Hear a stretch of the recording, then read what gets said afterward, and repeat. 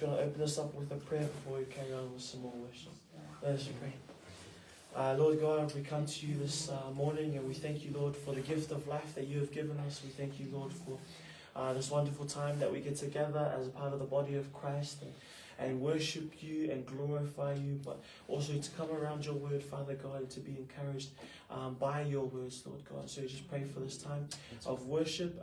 Pray, Lord, that it will be pleasing unto you. We pray, Lord, that we will continue to learn more about your word or be reminded of something or be encouraged of something, Lord God, this morning. And so we uplift your name, we glorify you. In Jesus' name we pray. Amen.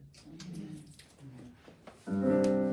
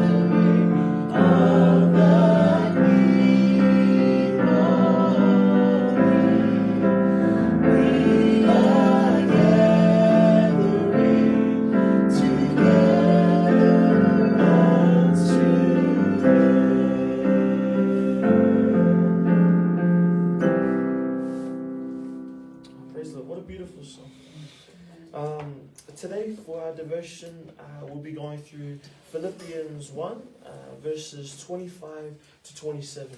Philippians 1, foi por luz fulu lima e luz fulu fitsu.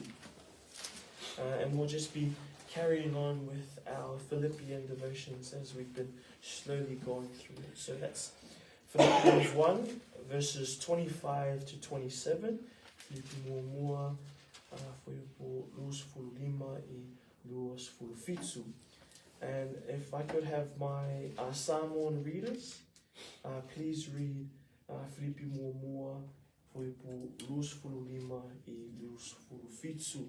O motinoa ia o motinoa e o titsumau tato titsumau fatasi voima ia wan moto ia fia i fatu tsua ia fatu tele na ilo to oli ya kiriso Yesu ona wa ilo to ya watu ya tito Tawiri atu sala o wabio Natanielu ya kiriso ya fayo tel watu fayo watu fayo tu foisi o yesi ntala ya tito o toku mori o totasi mana totasi o lo fina o fatasi o fato tua o ntala le.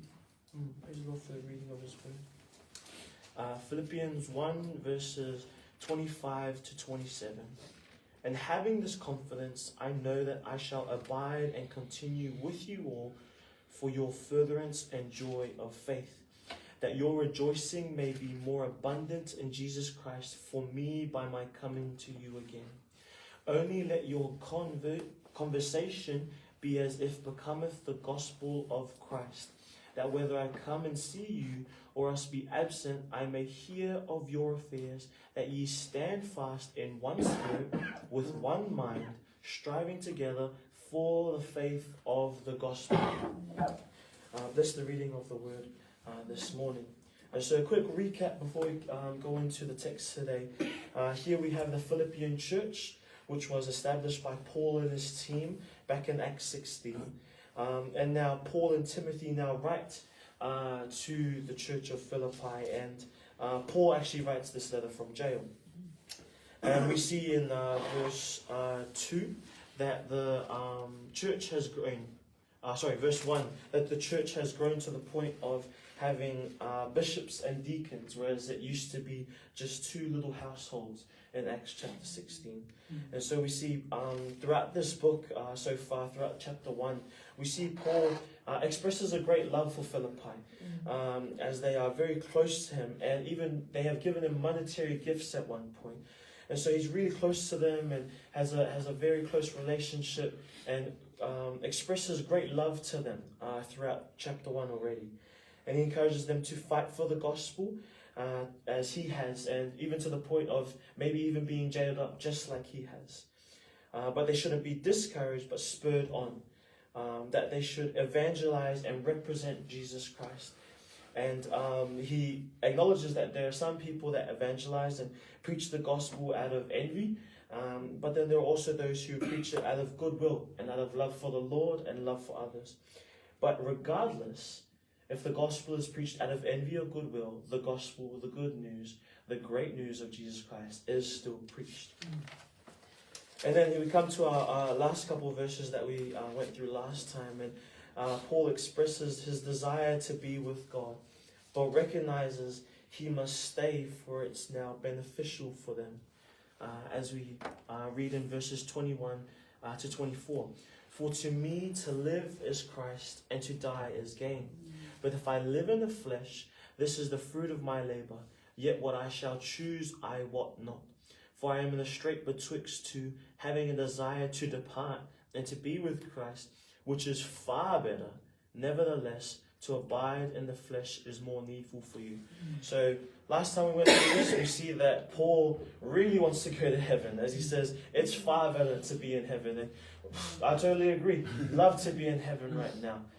But he recognizes that it is more important for him to be on earth and to continue to fellowship with the brethren, even with the body of Christ in Philippi. And also he has more books to write of the Bible, which maybe he knew, maybe he didn't. And so now we come to our verses today, verses 25 to 27, and we see a desire of Paul for the Philippian church to progress through edification and to profess in unification. And so we start off with verse 25, where he writes, and having this confidence, I know that I shall abide and continue with you all. And so Paul begins with certainty and confidence that it is necessary for him to be alive in the flesh rather than be in heaven. Even though we just read he would love to go to heaven, because it is far better. It is the greatest place that we could ever go to. He knows that it is better for him to stay, to continue and to abide with them. Abide comes from the Greek word meno, which means to remain. And continue comes from a similar word called sumpurameno, which means to live together with. So Paul knew he must remain and do life with the church of Philippi. But to remain and continue for what? He carries on in the second half of verse 25. For your furtherance and joy of faith. That is the reason why he stays. He's not staying to hang out and have fun. He's not staying to, get more accolades or get more monetary gifts from the church of Philippi. No. He's staying for the purpose, the pure purpose of the furtherance and joy of their faith, for the growing and gladness of their faith. And so Paul recognizes this.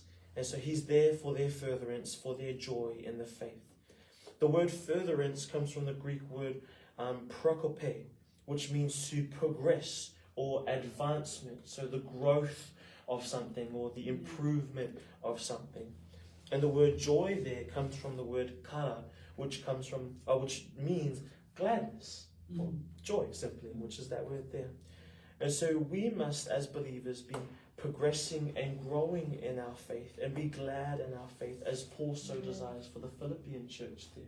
And so he's going, he recognizes he wants to stay on this earth so that he can help them be improving in their faith and more joyful in their faith, grateful in their faith, if you will. And Paul desires this earlier in verse 9, where he says, "And this I pray, that your love may abound yet more and more in knowledge and in all judgment." He wants them to grow. He desires for them to mature as believers. And so to be joyful of our faith is such a gift, and it's something I believe as believers we should continue to do.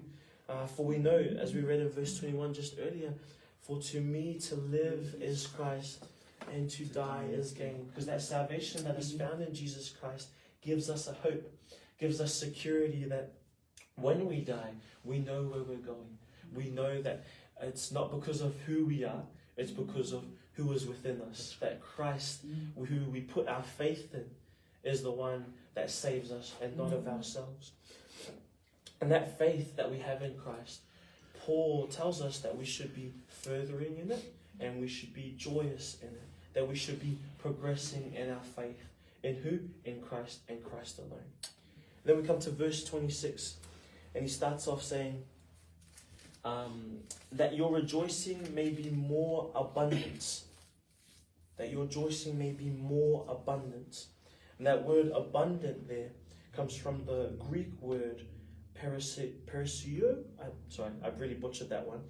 Perisio, I think it's pronounced. But it means to exceed a fixed number, or to be left over and above. So kind of like overflowing, if you will.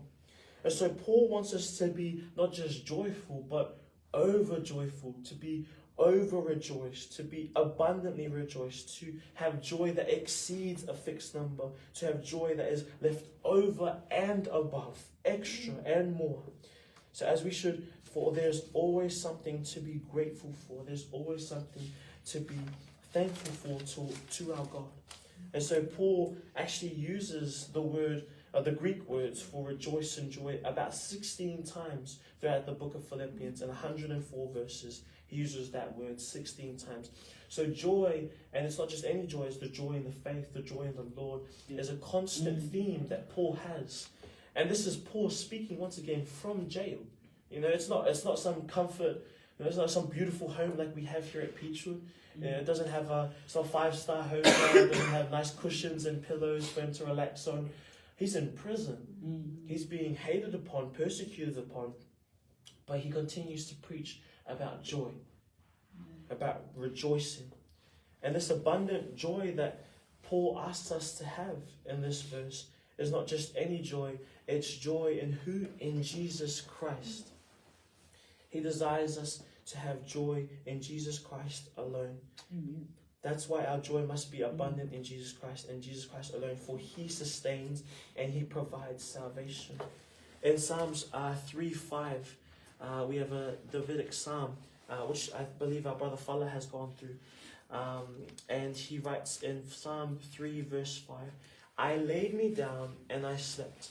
I awaked, for the Lord sustained me."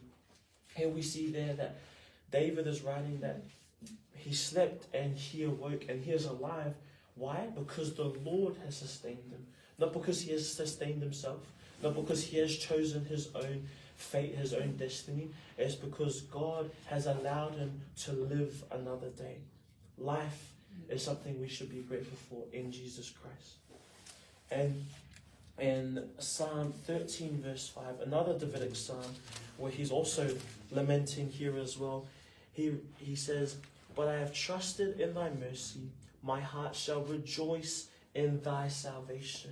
His security is in Christ, because he knows that even if he is to die by the hand of his enemy, his salvation is in Christ. And so he shall rejoice in that salvation. Well, sorry, David at this point, it's in God the Father. Christ isn't there at that time. But it is in God nonetheless, for they are one, the Trinity, 3 in 1. And so we see here that we should be rejoicing for our life, that we get to live every day. Even when we wake up, we have life. But even if we're to die, once again, we know to die is to gain. And so joy in life and death. Non-believers don't get that privilege.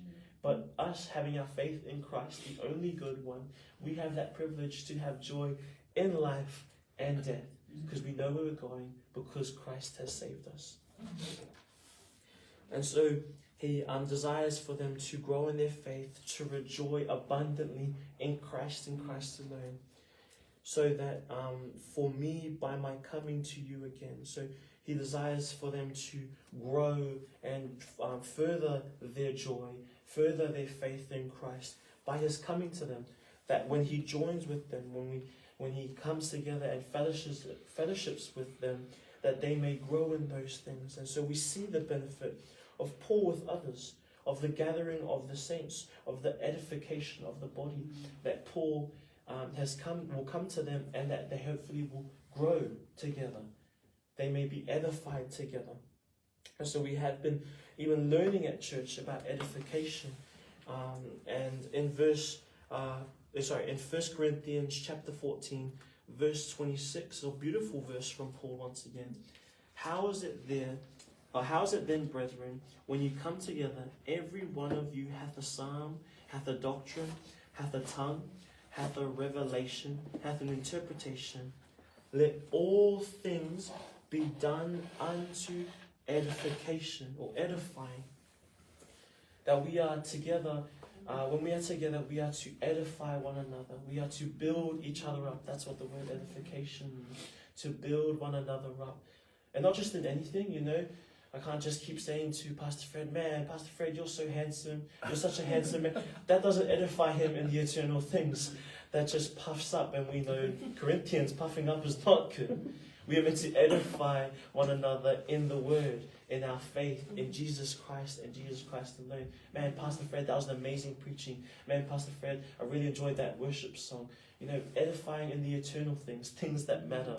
Because the looks, the handsomeness, the beauty that we all have, it fades away. It goes. But the joy that we have in the Lord, the faith that we have in the Lord, that is something that endures forever. And so we see that by Paul going to these Philippian church eventually, that will help build them up in their faith. That will help their furtherance and joy in the faith, that their rejoicing may be more abundant in Christ. And so we see that this progress of the faith can be achieved through the edification of the body. Then we come to the first part of verse 27. Only let your conversation be as it becometh the gospel of Christ. Whether I come and see you or else be absent, I may hear of your affairs. And so here we have the word conversation. And I thought it was just a talking conversation. But it says here in the blue letter Bible that the Greek word is politimai, which means to be a citizen. It's actually a political term. To be or live as a citizen. And it's a reminder that we are not citizens of this earth. When we become believers, we are citizens of heaven. And Paul mentions that later on in Philippians 3, verse 20. He says, for our conversation, same word, or in other words, for our citizenship is in heaven, from whence also we look for the Saviour, the Lord Jesus Christ. And so we are beautifully told here, and it makes me so joyous, that we aren't citizens. Our conversation is not on earth. Our conversation is in heaven with the Father, our Saviour, our Lord, and our God. And so this conversation is not a talking conversation, but a political conversation in terms of citizenship. And then the word there, becometh, comes from the Greek word axios, which means suitable or worthy. And so Paul is telling us, let our citizenship or our manner of life, as the ESV uses, which I think is very beautiful, let our manner of life be worthy of the gospel. Be worthy of the gospel of Christ and Christ alone. So let our lives be reflective of the gospel. Let our lives shine Christ. See, and Paul says, whether he comes or is absent, that I may hear of your affairs. So let our citizenship, let our manner of life be worthy of the gospel, that Paul in prison, far away, all the way in Rome, may hear of their affairs. That even him so far away can hear of our affairs. And it's not that our works are more important than our faith, but as our works is a result of our faith. That through Jesus Christ we want to obey him, we want to love and hear his commandments, and so obey them and do the work of Christ, and so that others may hear of our affairs. Matthew 5:16 is a wonderful representation of that, and this is the Messiah himself talking, and he says in Matthew 5:16, let your light so shine before men that they may see your good works and glorify your Father which is in heaven. So our works, our affairs that may be heard, is not to glorify ourselves. It's to glorify our Father in heaven once again. Because that is why we should be doing the work. That is why we should be evangelizing or sharing the gospel or teaching the word or edifying one another. It's so that the glory may go back to where it is rightly deserved. And it's of God and God alone. So Paul is telling us here, let our lives profess Christ. Then we come to the second half of 27, verse 27, and it says, that ye stand fast in one spirit, with one mind, striving together for the faith of the gospel. So let our works profess God, as we also stand in one spirit, or stand in one unity, under one Spirit, the Holy Spirit, which indwelleth all believers when they come to believe in Jesus Christ, in his death, burial, and resurrection. That faith and that greatest action of love is what brings us salvation, that he died for our sins. And so, with one mind, that says, that mind is Christ. And we see in Colossians 1:18 of how Christ is our mind. And it says there in Colossians 1:18, and he is the head, referring to Christ, and he is the head of the body, the church, who is the beginning, the firstborn from the dead, that in all things he might have the preeminence. And so we see there that Christ is the head of the church, because we are the body of Christ. We are the moving parts, the ears, the eyes, the hands, the mouth, whatever it might be. But God is the head. God, Jesus Christ himself, is the one that we get our instructions from, because the head is where the brain sits, and the brain tells the body what to do. And so God, Jesus Christ, is that head. He's the one that tells us what to do. And how do we figure out what God is telling us what to do? We come back to the Word. That is why it's called the Word of God, because it is God speaking to us. And we know in John 1 that the Word is God, and the Word was with God, aka Jesus Christ. And so for Jesus Christ to be our head, the head of the body, he is our mind. He tells us what to do. That's how we function in one mind. We come back to the Word. We come back to the foundation of it all. The reason why we know of the gospel is because the Bible tells us so. And so that is the unity in Christ that we are meant to have, is that the striving together as we are professing Christ with our lives, that we go together as one, founded in the Bible together as the body of Christ. And so Christ is that mind. And that word striving together comes from the word, a Greek word, sunathaleo, which means to labor with one another at the same time. And while we're on earth at the same time, departing whenever we may, whenever the Lord wills it, we are together at one. We need to be striving together with Christ as our mind, as our head, the Bible as our direction pointer, and we are to labor with one another. We are to work together as a part of the body of Christ. Because we all have our differences. We all have, different ages, different birthdays, different backgrounds, different likings, different hobbies, all these differences. But the one similarity we have, the one commonality we have is the greatest commonality we will ever share, and that's faith in Jesus Christ. We may share our Samoanness, but that fades away. When we go to heaven, that's nothing. Being Samoan doesn't mean anything. We may all be beautiful here, but that goes away as well. When we go to heaven, that disappears. But that one common thing that we share of faith in Jesus Christ, that is the most important bond we share. That is the most important thing we will ever share here apart as the body of Christ. And so we are to strive together. We are to labor together as one, as with Christ as our head, as Christ, the Word of God, pointing us into what direction. But for what? It says there, for the gospel, for the faith of the gospel, that we may profess God and Jesus Christ in our living, in our affairs, in our actions, in our works, that it may glorify God. We may profess Him, but together, as one, as the body of Christ, not as Samoans, not as beautiful people, but as those that are children of God, those who are saved, those wretched sinners that were redeemed by Christ's blood. We are to profess the gospel, our faith in Christ, while together in unification. We are to profess in unification, that through our gatherings we may continue to encourage one another, to grow in our faith and share the gospel.